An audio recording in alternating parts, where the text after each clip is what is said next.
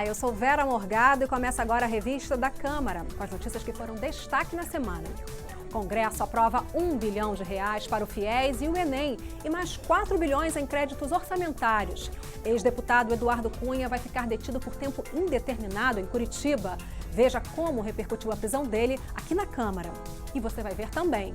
Emenda que estende o reajuste para a Polícia Civil do Distrito Federal emperra a votação do projeto que aumenta salários da Polícia Federal. Comissão que discute as 10 medidas contra a corrupção debate a proteção a testemunhas e o polêmico teste de integridade e encerra a fase de audiências públicas. A reportagem especial sobre a reforma do ensino médio mostra problemas e soluções propostas para essa importante fase da educação.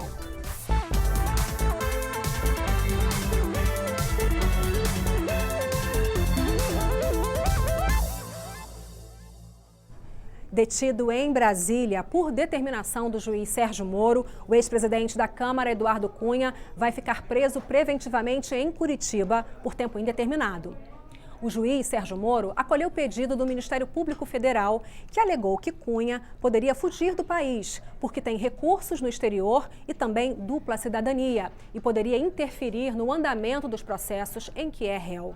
Acusado de receber propina num contrato de exploração de petróleo no Benin, na África, e de usar contas na Suíça para lavar o dinheiro, Eduardo Cunha teve o mandato cassado pela Câmara há pouco mais de um mês e perdeu o direito ao foro privilegiado. Sem foro privilegiado, o inquérito que corria no Supremo Tribunal Federal no âmbito da Lava Jato foi encaminhado ao juiz Sérgio Moro, que determinou a prisão preventiva do ex-deputado. Eduardo Cunha, então presidente da Câmara dos Deputados, foi citado na Operação Lava Jato da Polícia Federal. Por iniciativa própria, ele declarou à CPI da Petrobras que não possuía contas no exterior. E foi essa negativa que resultou na abertura de processo contra ele no Conselho de Ética. Foi o processo mais longo da história da Câmara, durou 11 meses. Durante as investigações do Conselho, Eduardo Cunha foi afastado do mandato de deputado federal e da presidência da Câmara pelo Supremo Tribunal Federal, por tentativa de obstrução da Justiça. Segundo o STF, ele estaria intimidando adversários e testemunhas e atrapalhando o andamento dos trabalhos do Conselho de Ética. Por pressão de aliados e cada vez mais isolado, Eduardo Cunha decidiu renunciar à presidência da Câmara em julho. No dia 12 de setembro, o parecer do Conselho de Ética, que recomendava a cassação do mandato dele, foi votado no plenário da Câmara. Por 450 votos a 10, os deputados decidiram cassar o mandato de Cunha. Por meio de nota, Eduardo Cunha disse considerar absurda a decisão da Justiça. Afirmou ainda que, no pedido de prisão preventiva, o juiz Sérgio Moro utilizou argumentos que constavam de uma ação já extinta pelo Supremo Tribunal Federal.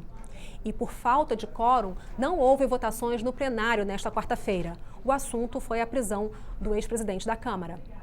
Dizer que a rede se orgulha de ter, junto com o PSOL, feito a representação pela cassação do ex-deputado Eduardo Cunha, cassação essa que, se não tivesse sido decidida pela Câmara, talvez não tivesse permitido a prisão. Eu fui o primeiro parlamentar que fiz oposição a Eduardo Cunha quando ele tinha 400 aliados nessa casa. Modesta parte, eu fui o primeiro parlamentar que disse nessa casa que Eduardo Cunha ia preso. O Conselho fez o trabalho que trouxe a esse plenário o relatório pela cassação. E naquele momento eu dizia que a cassação do senhor Eduardo Cunha não era a maior punição que ele sofreria. A sua maior punição seria a prisão, que não cabia a nós, e sim ao Poder Judiciário. E isso aconteceu através do juiz Sérgio Moro. Eu acho que não é momento para ninguém comemorar. Ninguém comemora a prisão. Ninguém fica feliz com a prisão de um ex-parlamentar. Na verdade, a gente gostaria que todos que um dia ocupassem uma cadeira nessa casa tivessem uma vida limpa e nunca passassem por investigações. Qualquer ser humano que passa um constrangimento desse, ainda mais ele, que foi o deputado, presidente dessa casa, é lamentável. Eu sinto pena pelo que aconteceu. Eu sinto pena também pelo político, pela classe política que tem agora mais um deputado preso. Isso não é bom para a casa, não é bom para os políticos. A Câmara acertou ao cassar o mandato de Eduardo Cunha depois de tantos meses, de tanta chicana, de tanto envolvimento, perseguição que aconteceu nesse período. Então está aí o acerto. Aqui na Câmara, nenhum impacto, né? Porque ele foi presidente da Câmara, tem aqui vários amigos, mas não significa que vai ter um impacto aqui na Câmara. A Câmara vai continuar trabalhando normalmente. É provável que ele faça essa colaboração, já que todas as operações dele tinham um viés de interesse pessoal também, individual, patrimonial, e tudo isso está em risco. Ele, claro, prenuncia uma condenação pesada. Pode querer mitigá-la, diminuí-la com a colaboração. Agora, ela tem que ser plena, tem que ser integral. Esse fato é um fato que mostra que ninguém está acima da lei, ninguém está imune à lei. Eu entendo que terá, sem dúvida nenhuma, repercussões e vamos ver nos próximos momentos, nos próximos dias, essas repercussões. A justiça brasileira existe e nós, cidadãos, temos que cumprir aquilo que a lei determina. Portanto, é um fato que existe no dia da sociedade brasileira. Compreendo que todos nós que viemos acompanhando o dia a dia desse processo, finalizou com a prisão do ex-presidente da Casa, portanto a justiça é soberana. A prisão de um ex-deputado, de um ex-presidente da Casa, nunca é um momento feliz para ninguém. Tenho certeza que não é um momento feliz nem para os deputados e nem para o Brasil. Esse é um momento de dificuldade que o Brasil vive, mas pelo menos nós temos a clareza que as instituições continuam funcionando com independência e com a liberdade necessária para tomar suas decisões.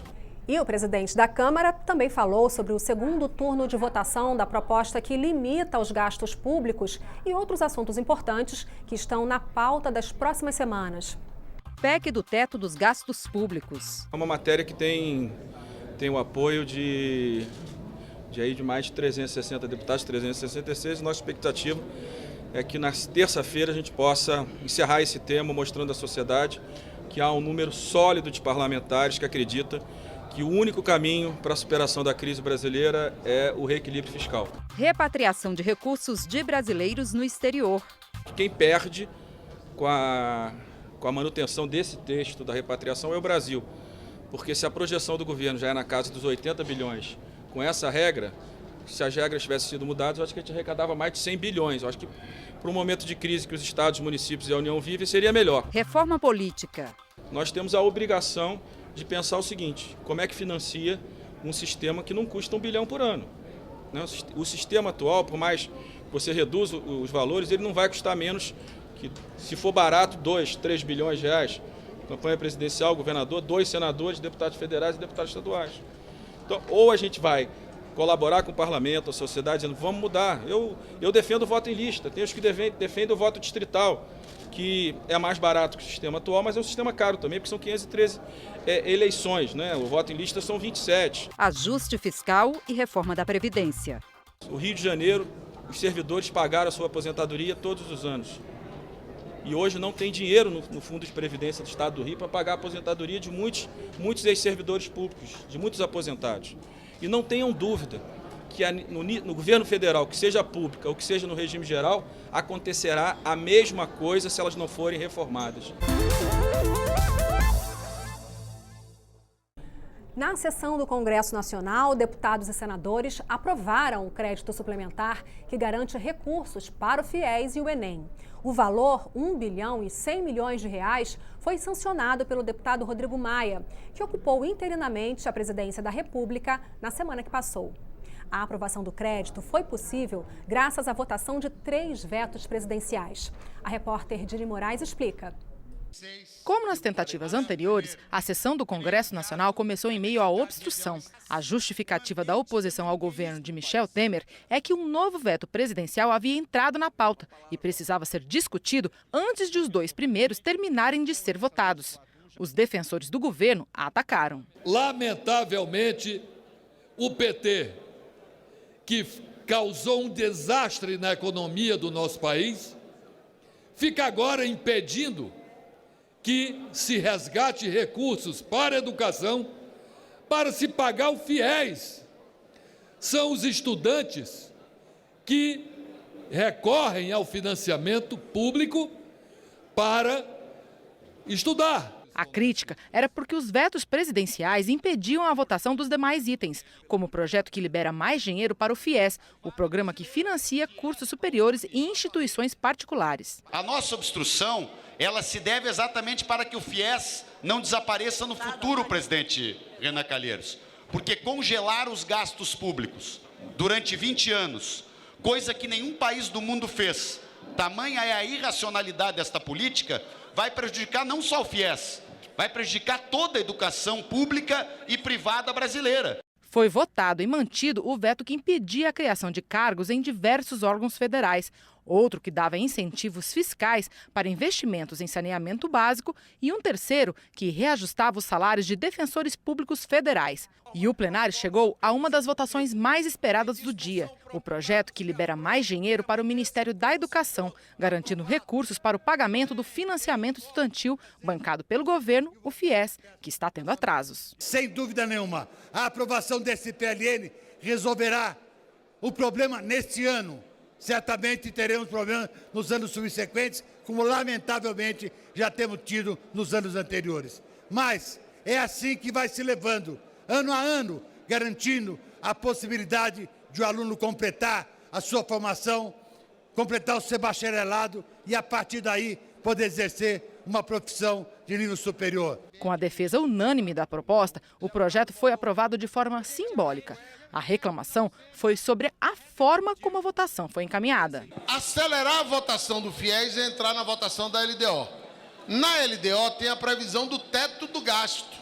Aplicado o teto do gasto do FIES, aquela parte que é subsídio poderá cair e vai ficar mais caro e inviável para os alunos que contrairão crédito. O teto não vai diminuir o valor da educação e muito menos do FIES. O teto é pelo todo do orçamento. O teto não é específico para a educação. O teto é no teto do gasto, no limite do orçamento.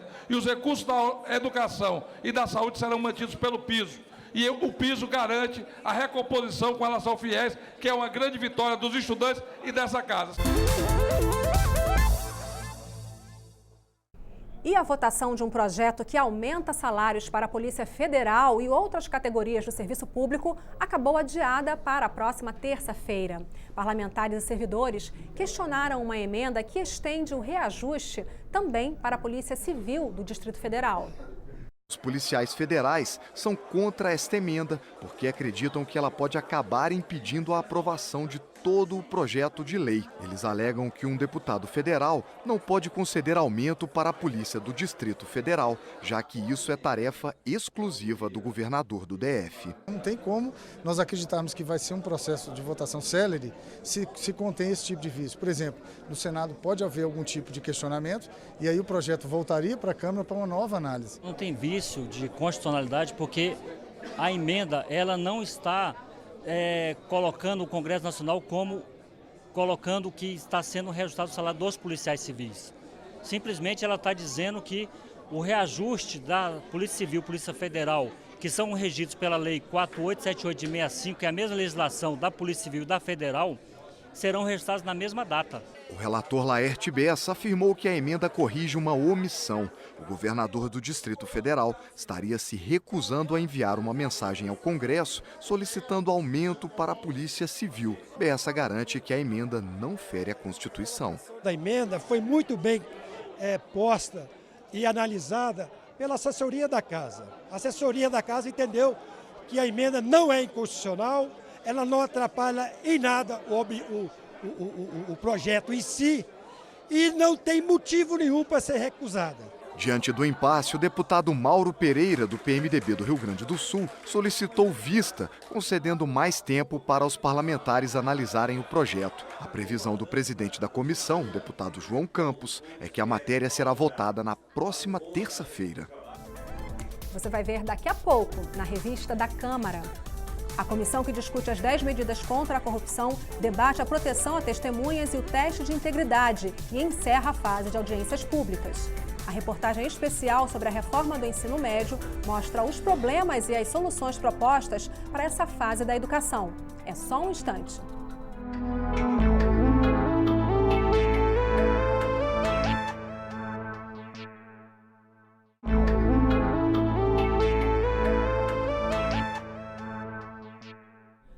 Foi instalada a comissão mista de deputados e senadores que vai discutir a troca de comando da EBC, a empresa Brasil de Comunicação, que foi determinada por uma medida provisória do presidente Michel Temer.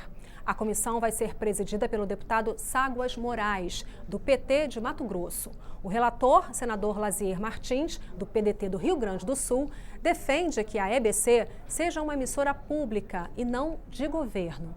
E uma outra comissão, também de deputados e senadores, aprovou a flexibilização dos horários da Voz do Brasil. O programa de rádio mais antigo do país está no ar há mais de 80 anos. O texto torna definitiva a flexibilização já autorizada para o período dos Jogos Olímpicos deste ano. Precisa ser votado pela Câmara e pelo Senado até 22 de novembro para passar a valer. Há uma obrigatoriedade da emissora de anunciar às 19 horas qual o horário que ela vai transmitir, ou às 19, ou às 20, ou às 21, e o ouvinte aí terá a oportunidade de se programar para ouvir a transmissão da Voz do Brasil, que é muito importante para todo o povo brasileiro. Faltam 5 dias para Brasília e mais 9 cidades do entorno do Distrito Federal ficarem sem o sinal de TV analógico. A região passa a receber exclusivamente o sinal digital de TV.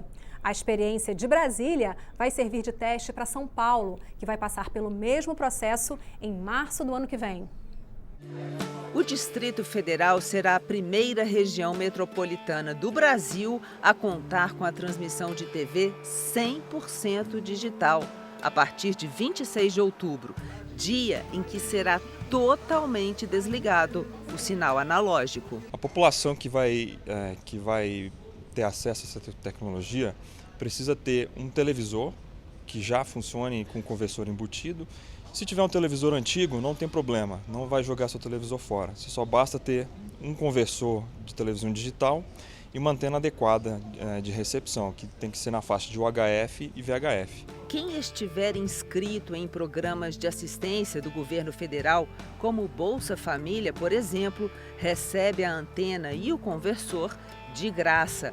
Rosa Raimunda, que mora em Planaltina, cidade do entorno do Distrito Federal, teve que comprar o conversor e a antena externa e não vê a hora de se livrar do chuvisco na tela da TV.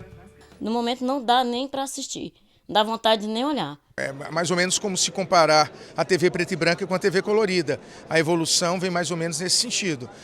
A TV digital ela tem uma recepção muito melhor. O desligamento do sinal analógico aqui em Brasília vai ser uma espécie de teste para o resto do Brasil. Brasília tem tudo para ser uma experiência de sucesso, que aí sim, Brasília sendo sucesso, estaremos preparados para no mês de março também o desligamento do sinal em São Paulo. O objetivo é que logo todas as cidades do país estejam recebendo apenas o sinal digital. Quaisquer dúvidas, a gente sempre indica que o telespectador ligue para o número 147, a ligação é gratuita, tanto de telefone fixo quanto de telefone celular. E ainda tem o site sejadigital.com.br.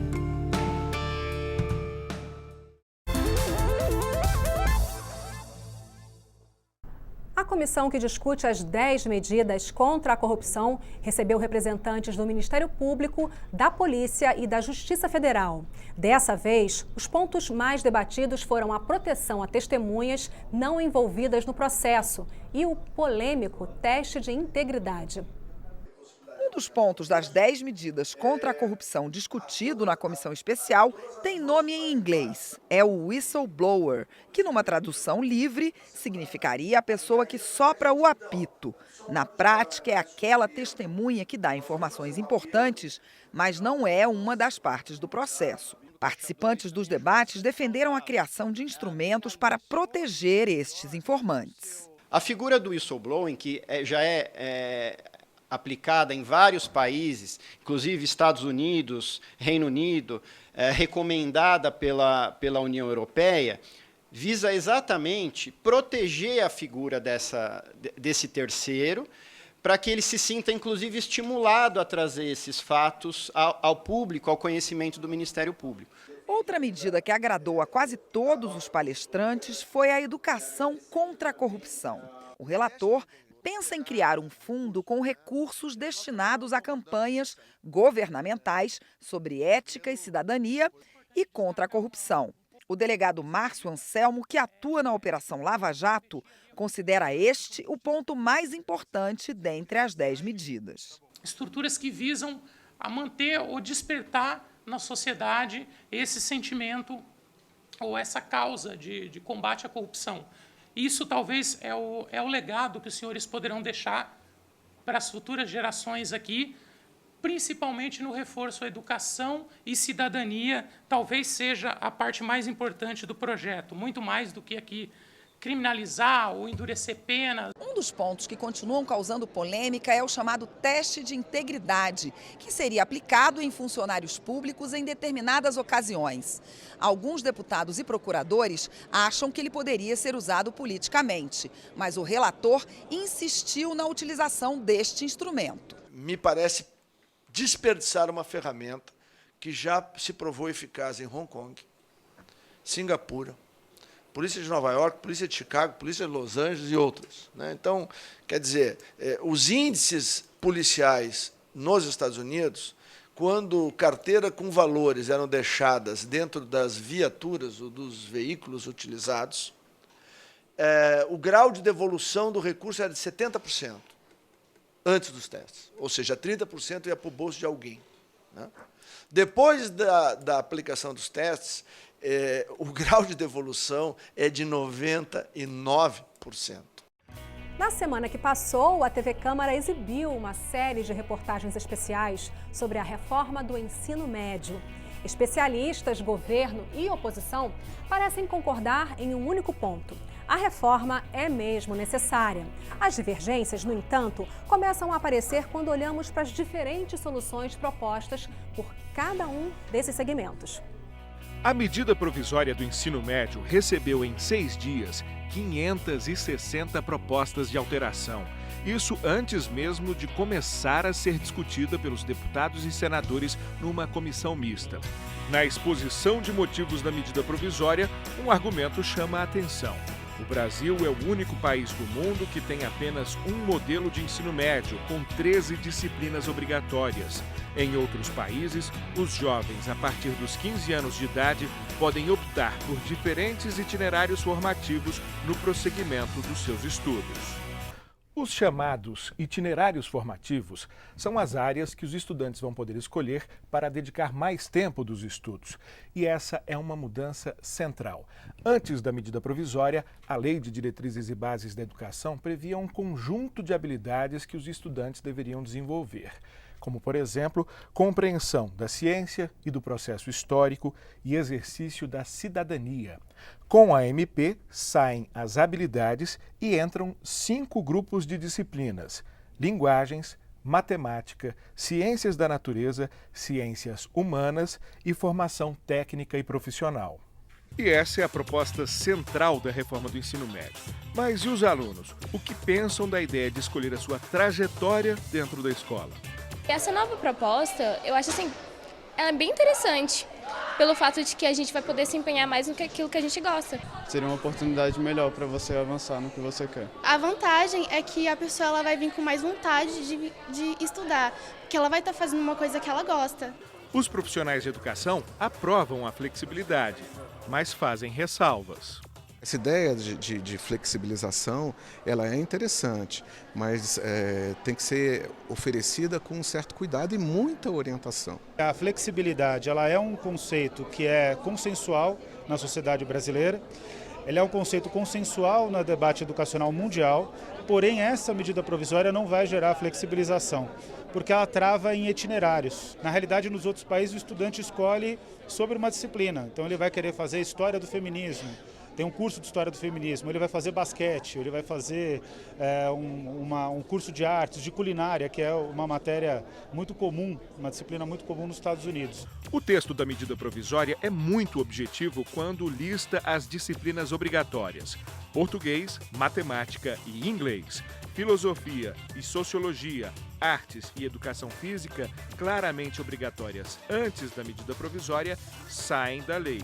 A definição de matérias obrigatórias fica a cargo da Base Nacional Comum Curricular, ainda em discussão no Conselho Nacional de Educação. Essa foi mais uma controvérsia provocada pela medida provisória. Devíamos estudar inglês e precisamos estudar espanhol. Isso é um equívoco tremendo. Um outro equívoco na contramão do mundo é tirar a educação física, é tirar artes do currículo. Hoje, um aluno do ensino médio regular, o que ele tem? Ele é obrigado a cursar as 13 disciplinas obrigatórias o tempo todo, é um pupurri de disciplina, o aluno não tem a oportunidade de se aprofundar em nenhuma área de seu interesse. Outro temor é que as opções oferecidas sejam tão restritas que a flexibilidade na prática não exista na maioria das cidades. Isso já aconteceu no passado. Lá na minha cidade pequena, a minha inclinação toda sempre foi pelas ciências humanas. E eu me recordo que, não havendo o curso clássico, eu ingressei no primeiro científico, mas logo no final do ano, naquele tempo tinha a segunda época, eu fiquei para a segunda época em Física e Química. E daí eu percebi que eu tinha que ir para o curso clássico, e daí vim para São Paulo para fazer o clássico. E isso ainda acontece hoje. Nós temos muitas cidades brasileiras, a grande maioria, ou seja, mais de 70%, tem uma escola de ensino médio. Que trajeto ou trajetória flexível essa escola única vai conseguir estabelecer? Ela vai trabalhar com a base e muito bem se ela der conta de cumprir a base, os 60% e os 40% em média.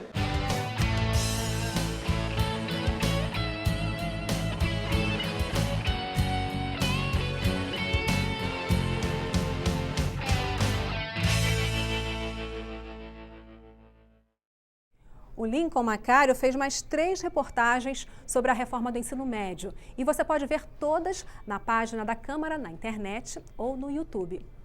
E é isso, você também pode rever a revista da Câmara na nossa programação e também na internet. O endereço é noticias.câmara.leg.br. Muito obrigada pela sua companhia. Tchau!